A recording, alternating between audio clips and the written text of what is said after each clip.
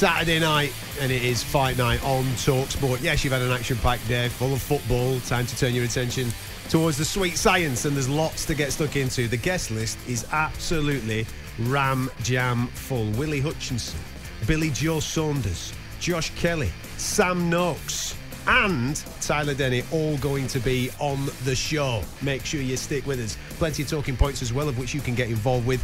03717 22 33 44. It is fight night on talkSPORT.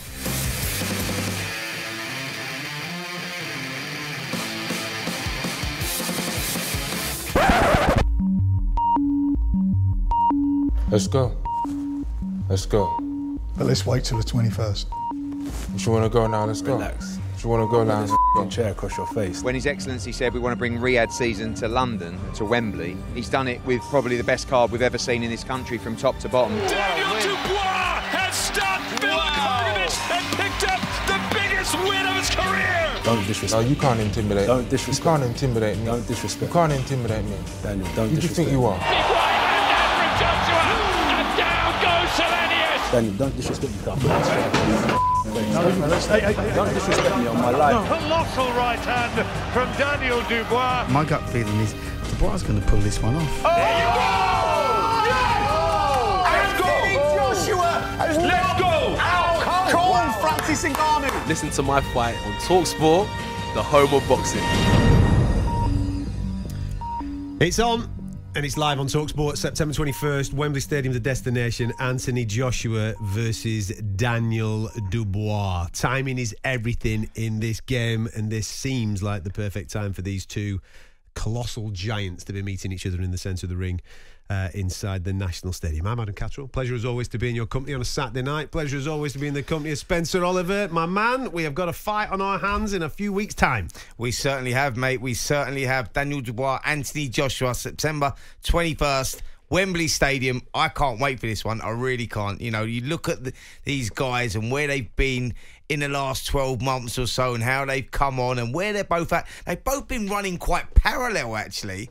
This is an intriguing fight. Of course, Anthony Joshua will start the favourite, but you cannot write off Daniel Dubois. You look at those last couple of performances, Filip Hrgović and Jarrell Miller. Jarrell Miller first and then the Filip Hrgović fight.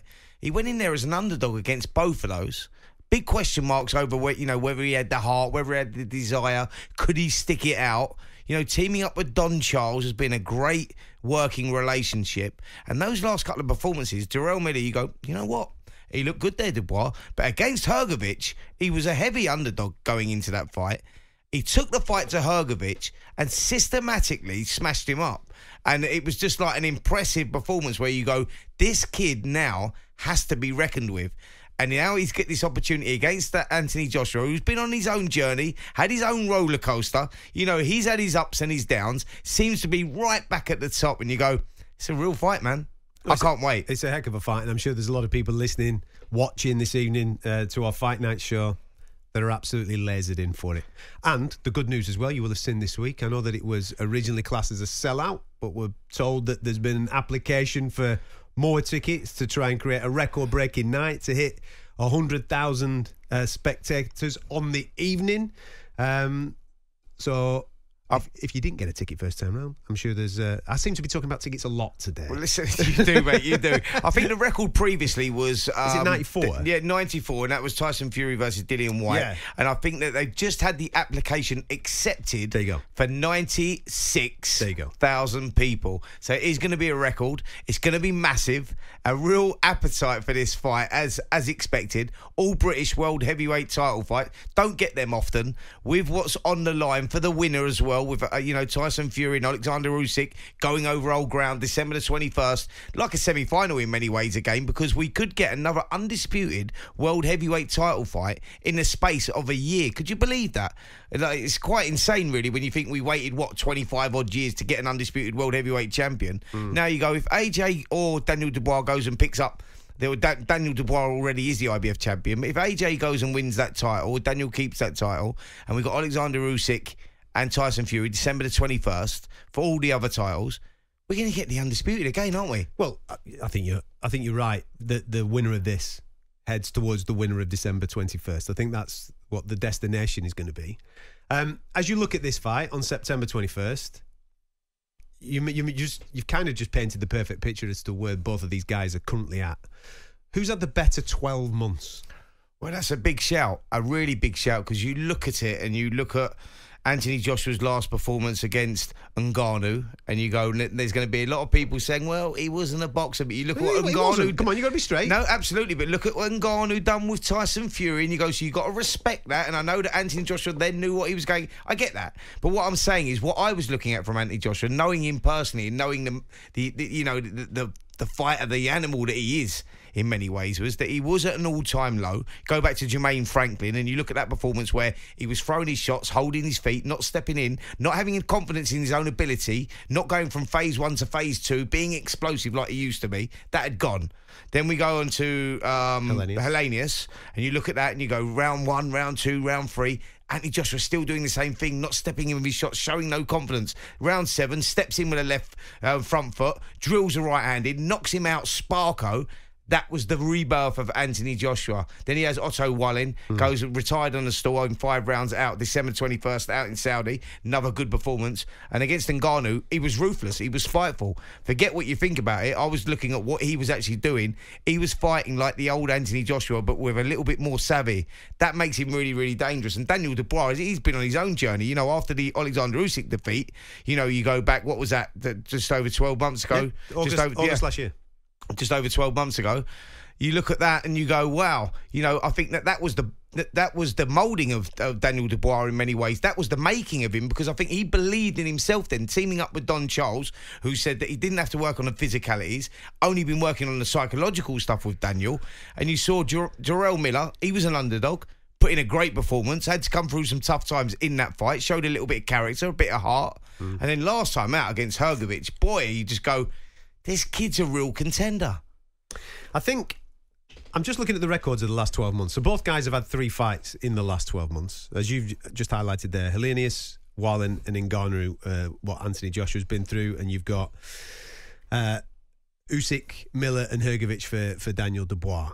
I think the signature win out of all of those, for me, is Daniel Dubois' win over Filip Hrgović. Is the last time out. I would class that as the signature win. Totally with you on that. I think it's great activity from both guys. Two heavyweights with 3 fights within a 12-month period, and obviously now heading in to their 4th fight in that just over 12-month period. I think is really good activity from both fellas, which I think has been really key for both of them rising. It's difficult, isn't it? Because Dubois lost against Usyk. Miller, with all due respect to Miller, let's be straight, he had more pharmaceuticals in him than your local boot store, didn't he, at one point, which allowed him to output 80 shots a round. I mean, that's that absurd amount of shots, and now he's down to 40. So I'm like, listen, I don't rate Jarrell Miller, other people may do, but at the end of the day, Dubois comes through that. The Hrgović thing is massive for me, because I look at that Hrgović performance from Daniel Dubois, and the key thing is, and we've talked about it in the past, when Joe Joyce put it on him, there was a question within that fight as to whether he wanted to go through the fire. Same with Usyk. When Usyk went through those gears, did he want to go with him? That was the question that was aligned with Daniel Dubois. In the fight against Hrgović, he ate right hands, and they were big right hands. We're talking about a big fella here who's an elite boxer in Filip Hrgović, and he ate right hands. Now, there'll be people saying, well, if he won't be able to eat them right hands against Anthony Joshua. That's not the point I'm making. The point I'm making is he got whacked. He went swimming, he got wet, and he drowned the other guy. That's what he did. He absolutely did not let Filip Hrgović off the hook that fight. So therefore, for me, this team up with Don Charles kind of signifies that there is a mentality switch with Daniel Dubois. You know the physical attributes. He's got a great jab. He's got a big right hand. He's fantastic physical specimen. But mentally, what does he want it? In that fight, he kind of showed that he did, that he wanted it. And that is now a really interesting narrative coming into the fight with Anthony. Now, on the flip, with Anthony, since teaming up with Ben Davison, what I've noticed, and you're far more of an expert than me on this, he's punching properly, if that makes sense. Whereas, if you look at his record, Anthony Joshua, up to Vladimir Klitschko. So he's had 18 fights up to Vladimir Klitschko. And all but 2 of them have been finished in the first half of the fight. So there's only Brazil and White that have gone past the 6th round with Anthony Joshua. And if you actually look at the styles of those knockouts, they're not one-hitter quitters there. They're all accumulative punches. His combination punching was getting people out in those early fights. Now, he's gone into a fight with Klitschko, and obviously he's had to go to a dark place. He's ended up getting the win. He's changed his style. He's become more jab heavy. He's behind the jab. And if you look at those victories from Klitschko right up to Wallen, Wallen's the first person he puts away in the first half of a fight since Molina in 2016. So the whole style had changed. He'd become far more jab heavy, far more, I'm going to wear you down, I'm going to wear you down. And then he ends up obviously losing some, but he wins some as well on the way. Since teaming up with Ben Davison, he's using his feet better, he's getting into range better, and when he punches, he's going right through the punch. He's going right through it. And you saw it. I mean, his performance against Wallen I thought was fantastic. Busted him up with jabs and nailed him. And okay, I'm on records, Ngannou's not a boxer, but he still nailed him. Yeah. He went right through the punch, and nobody's done that in 4-ounce gloves with Francis Ngannou. Trust me, I've watched every single one of his UFC fights. There's a mentality switch with both guys. Do you know what that is with Anthony Joshua, though?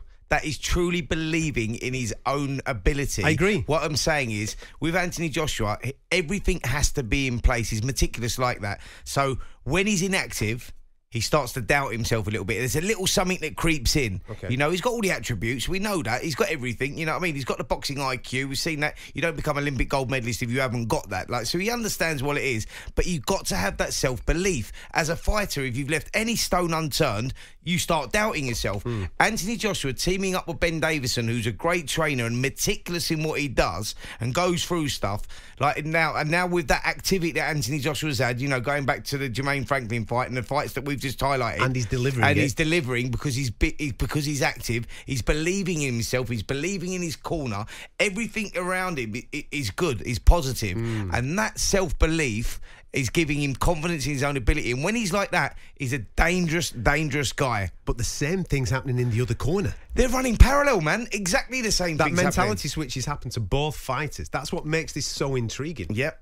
I totally agree. Don Charles, who I've known for many, many years, you know, I've worked in a gym with for many, many years, is a great, he works on the mindset, his psychological side of things. He recognised what it was Daniel Dubois. It's not the physicalities. You know what I mean? Daniel has that. You know, he's explosive, he's younger, he's athletic. He trains so hard, but he didn't have a game plan. So when he boxed Joe Joyce, you saw him, when plan A didn't work, he never had a plan B. Fair. He was out of sorts. Fair. And there was a little bit like that with Anthony Joshua as well. You know, at times in his career. When he boxed Alexander Usyk, he went in there, he hurt him, he had him over. It's very controversial whether it was a low blow or whether it wasn't. That's history now. Who cares? It's done. It was early in the relationship with Don, that wasn't it? It was 3 months into the relationship with Don. Yeah. And Don had sort of changed things around, but that was the moulding of him, because that's where you looked at it and go, this kid's only 26 and he's only going to improve. And if he gets that self-belief that was missing, because you look at him and you look at how big and athletic he is, people would think, you know, this kid must be so confident. If a fighter don't believe in himself and he hasn't got that confidence, he's not the fighter, you know, he's not going to go on and win titles. They're only going to be the nearly man.